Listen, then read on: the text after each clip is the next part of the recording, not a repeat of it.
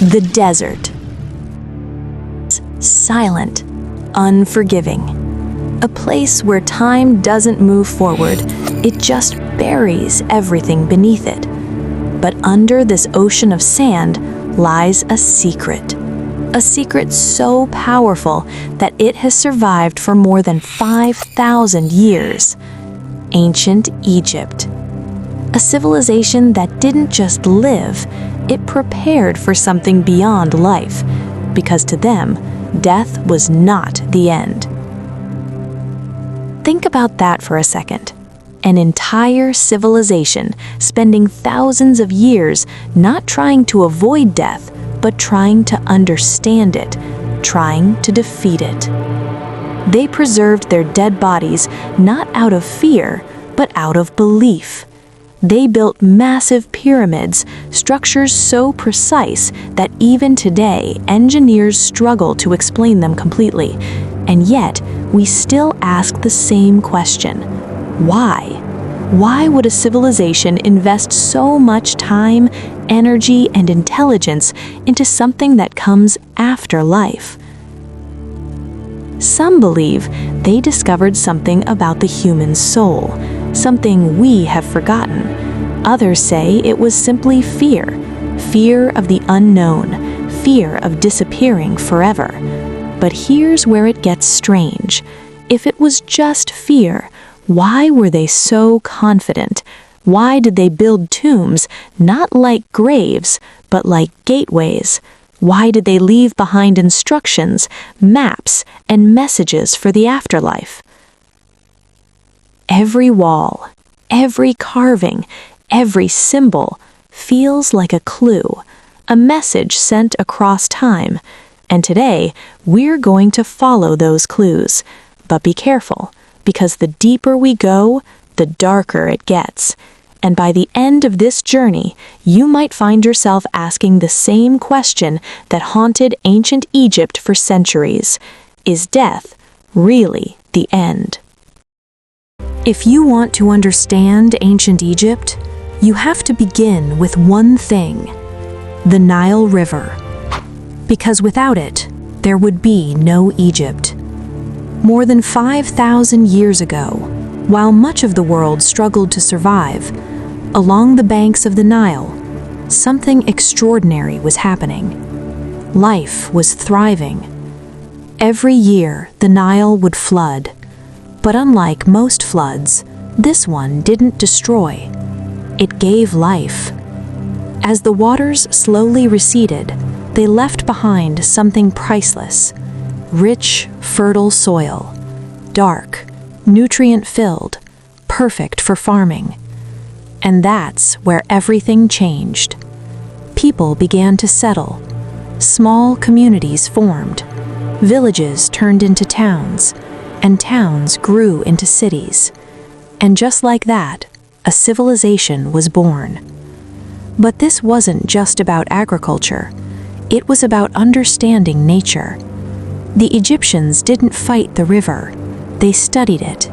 They learned its rhythm. They adapted to its cycles. And in doing so, they gained something incredibly powerful: stability. To them, the Nile wasn't just water. It was a god, a life giver, a force that connected everything. And slowly, this connection began to shape their beliefs. Because if the river could disappear and then return every year, if life could vanish and then come back, then maybe, just maybe, humans could do the same. This idea, that life doesn't truly end, but transforms, became the foundation of everything: their religion, their rituals, their obsession with death. So when you see the pyramids, when you hear about mummies, remember this: it all started here, with a river that taught them how to believe in eternity. As ancient Egypt grew stronger, it needed more than just food and stability. It needed control, order, power. And that's when the Pharaoh emerged. But the Pharaoh was not just a king. he was something far greater. He was believed to be a god living among humans. Imagine a ruler whose every word is law, not because of fear, but because of belief. People didn't just obey the pharaoh, they worshipped him.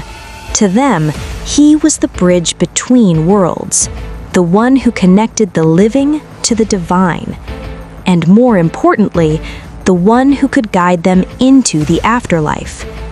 This belief gave the pharaoh absolute power, but it also gave him something else: responsibility.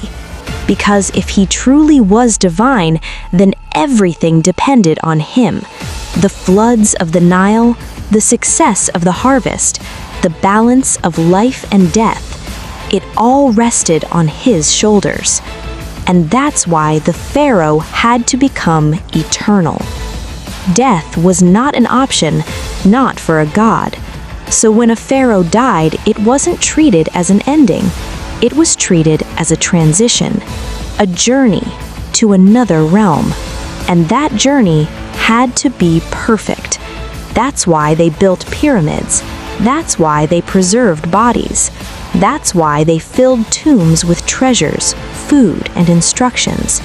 Because they believed the pharaoh would return. But here's the question: was he really a god? Or was this the greatest illusion ever created in human history? A system so powerful that it shaped an entire civilization for thousands of years. In ancient Egypt, life was never just about the present. It was about what came next. Because to them, the world wasn't divided into life and death. It was a continuous journey. And guiding that journey were the gods. There wasn't just one god. There were many, each one controlling a different force of existence. The sun had a god, the sky had a god, even death had a god. And one of the most feared was the guardian of the dead. He watched over tombs, protected the dead, and guided souls through the darkness. But death was not the end. It was a test, a judgment. After death, your soul would travel to another realm, where your heart would be weighed against a feather, the feather of truth. If your heart was pure, you would pass and enter eternal life. But if it wasn't, you would be lost forever. Think about what that means. They didn't just fear death. They feared judgment. They believed every action in life mattered. Every decision shaped their eternity. And this belief shaped everything. Their morality, their rituals, their preparation. Because if the afterlife was real, you had to be ready. So they created a system, a roadmap for eternity, filled with instructions, spells, and rituals to guide the soul. But here's the mystery. How did they come up with such a detailed vision of something no one had ever seen? Was it imagination, belief, or something more? If the soul needed the body, then the body had to survive. That was the belief. And that belief gave birth to one of the most fascinating practices in human history: mummification. To us, it might seem strange, even disturbing. But to the Egyptians, it was sacred. It was the key to eternal life. Because they believed that after death, the soul would return to the body. And if the body was destroyed, the soul would be lost forever. So they developed a process, detailed, precise, almost scientific. First, the body was cleaned. Then, the internal organs were removed, preserved separately, protected. because each part of the body had a purpose in the afterlife. Then came the drying process, using natural salts, removing moisture, stopping decay, freezing the body in time. And finally, the wrapping, layer by layer, in linen, sometimes hundreds of layers, each placed with care, each part of a ritual. But this wasn't just preservation, it was transformation. The dead were being prepared to live again. And when it was complete, the body was placed in a tomb, along with everything it might need: food, clothes, jewelry, even symbolic servants. Because the journey didn't end in the tomb. It began there. But here's the question. Did it work? Did they truly believe that one day these bodies would rise again? Was this a way to fight time itself? And then they built something impossible. The pyramids. Massive, precise, timeless. Structures so perfect, they still challenge our understanding today. The Great Pyramid, built over 4,500 years ago, with millions of stone blocks, each weighing tons. And yet, they fit together so perfectly, you can't even slide a blade between them. No modern machines, no advanced technology, just human hands. So how did they do it? That question still doesn't have a complete answer. Some say engineering brilliance. Others believe something more. Because inside these pyramids are chambers, passages, hidden spaces. Some explored, some still untouched. And within them are secrets, clues, messages left behind. But the pyramids were not just tombs. They were symbols of power, of belief, of eternity. They were designed to last forever, just like the pharaohs they protected. Every angle, every measurement, aligned with the stars, almost as if they were built not just for Earth, but for something beyond it.